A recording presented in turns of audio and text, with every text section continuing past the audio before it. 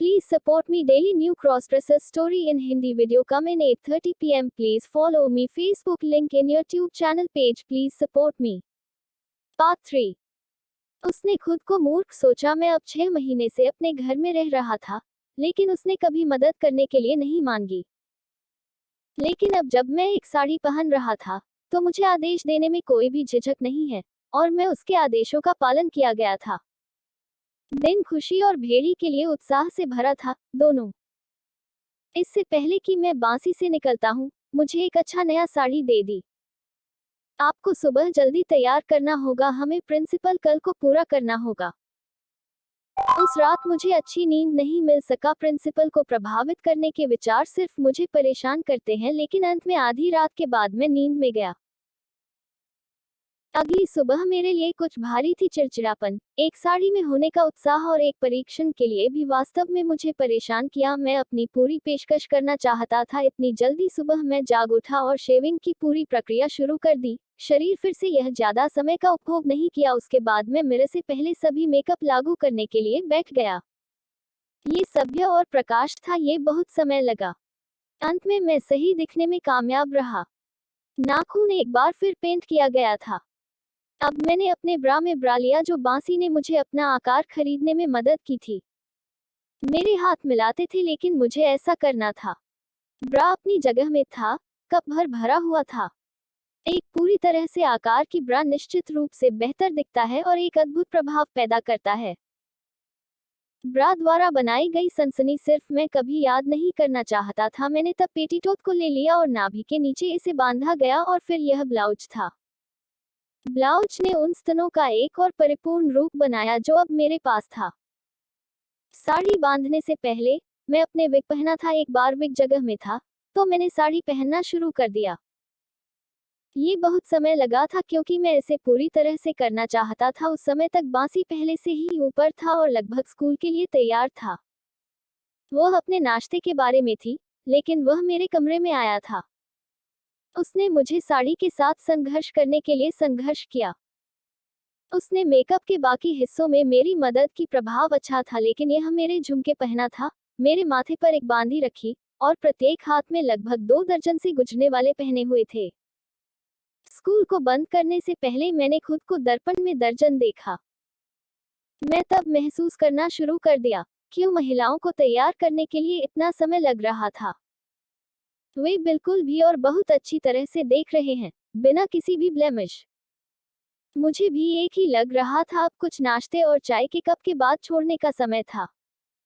मैं बंसी के पीछे बैठे स्कूटी पर सवार हो गया और बंद हम स्कूल गए। यह अभी भी शुरू करने के लिए कुछ समय था, इसलिए बांसी ने मुझे प्रिंसिपल के कमरे में ले लिया और कुछ समय तक इंतजार करने के लिए कहा। मेरे पास कोई विकल्प नहीं था, लेकिन बस बैठने के लिए और आराम करो, क्योंकि प्रिंसिपल अभी तक मौजूद नहीं था। स्कूल सभी लड़कियों के आसपास के साथ गूंज रहा था। सभी एक शिक्षक ने एक प्रिंसिपल के कमरे में प्रवेश किया, उपस्थिति रजिस्टर में हस्ताक्षर किए और बाहर चला गया। वे मुझे पहचानने में सक्षम नहीं थे, इसलिए मुझे कुछ आरामदायक महसूस हुआ। कुछ मिनट बाद घंटी बजती है और सभी छात्रों ने अपनी दैनिक प्रार्थनाओं के लिए तैयार की। मैं उन्हें प्रार्थना कर सकता था। प्रार्थनाओं के बाद वे एक साथ एक कक्षा में चले गए। अचानक मैंने सुना है कि एक आश्वस्त युवाओं के नक्शाओं के करीब आने के लिए मेरे पास आ रहा है। वह प्रिंसिपल थी। मैं उसे बधाई देने के लिए खड़ा था, लेकिन उसने मुझे बिना किसी कार्यालय के अंदर अपना कार्यालय में प्रवेश किया। मुझे कुछ परेशान महसूस हुआ, लेकिन फिर मैं बैठकर प्रतीक्षा करने के अलावा कुछ भी नहीं कर सकता। कुछ मिनटों के बाद पीस एक बुजुर्ग महिला मेरे पास आई और कहा, आपको बुलाया जाता है। मेरा दिल तेजी से पिटाई शुरू हुआ, लेकिन मैंने अपने शांत रखने और प्रिंसिपल के कार्यालय के द्वार पर खड़ा करने की कोशिश की। क्या मैं आ सकता हूँ, महोदया? मैंने विनम्रता से पूछा। हाँ हाँ, मैं आपके लिए इंतजार कर रहा हूँ। कृपया एक सीट ले। मैं उसके सामने मध्य में रखी गई कुर्सी पर बैठ गया। मैं घबरा रहा था। प्रिंसिपल ने कहा, आपने एक महान काम किया है। मैं कभी कल्पना नहीं कर सकता कि आप बहुत अच्छे लगेंगे। मैं सिर्फ अपने ड्रेसिंग कौशल द्वारा आश्चर्यचकित हूँ। मुझे लगता है कि आपने खुद के लिए एक जगह जी ली है। आपको नौकरी के लिए चुना जाता है, लेकिन आपको दैनिक और केवल एक साड़ी में तैयार करना होगा।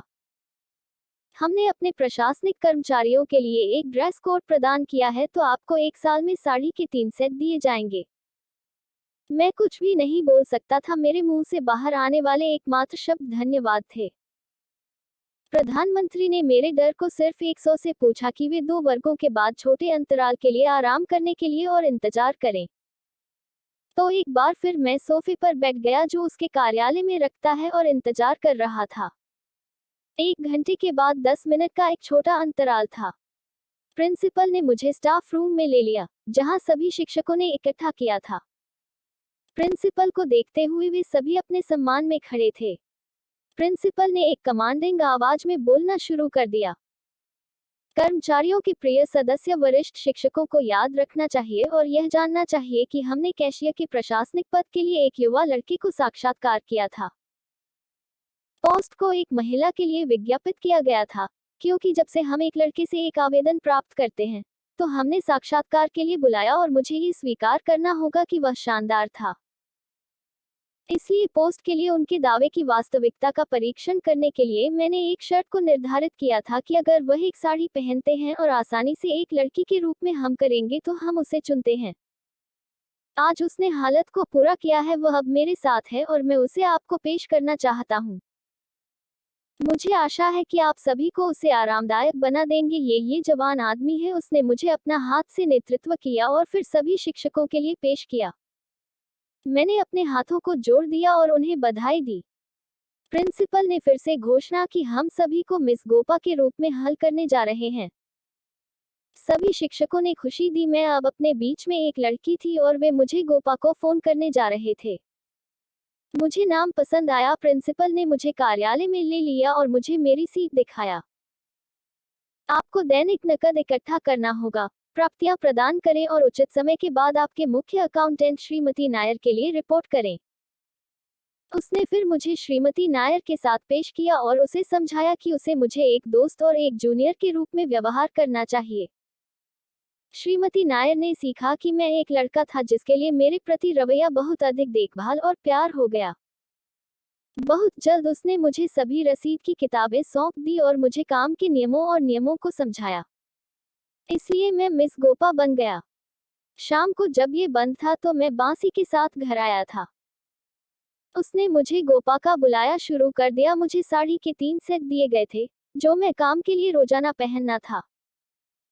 बांसी ने जोर देकर कहा कि जब मैं घर पर बने रहे तो मुझे साड़ी पहननी चाहिए, क्योंकि यह एक लड़की के रूप में मेरे आत्मविश्वास को बढ़ावा देने में मदद करेगा। उसने मुझे अपने पुराने साड़ी की कुछ दे दी जो उसने पहना नहीं था। मैं अपनी नौकरी के लिए इस्तेमाल करने के लिए जल्दी था। श्रीमती नायर एक दयालु महिला थी और जब मुझे कुछ गलत किया गया तो मुझे हमेशा सलाह दी जाएगी। उसके खाली समय में वह मुझे बनाने के लिए मूल रूप से और सुरुचिपूर्ण पहेली को साधारण करने में मूल बातें सिखाने के लिए उपयोग करें। मैंने अपनी युक्तियों का इस्तेमाल किया और एक पखवाड़े के भीतर मैंने अपना काम किया, अपने आप से सभी को तैयार कर दिया और ड्रेसिंग करें।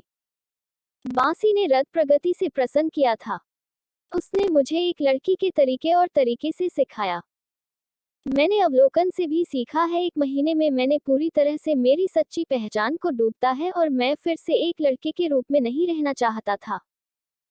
एक लड़की के रूप में रहने से बहुत बेहतर था। मैं अपने अनुशासन के लिए अधिक अनुशासित और जिम्मेदार हो गया। प्रिंसिपल मेरे काम से प्रसन्न था और उसे व्यक्त करने में कोई झिझक नहीं था। यह 1 महीने से अधिक था जो मैं काम कर रहा था। मुझे अपना पहला वेतन मिला था और मैं इस खबर को अपने माता-पिता को व्यक्त करना चाहता था। मैंने सिर्फ एक पत्र लिखना शुरू कर दिया था जिसे मुझे बांसी से संदेश मिला था। मुझे जल्दी से मेरे साड़ी की भर्ती समायोजित किया गया, मेरे कंधे पर पल्लू को स्लाइड किया और बांसी के पास गया। आपके पास एक टेलीग्राम है। मैंने टेलीग्राम पढ़ा। मेरे माता-पिता एक दुर्घटना में निधन हो गए थे, जबकि वे मुझसे मिलने के रास्ते पर थे। मैं एक बार फिर से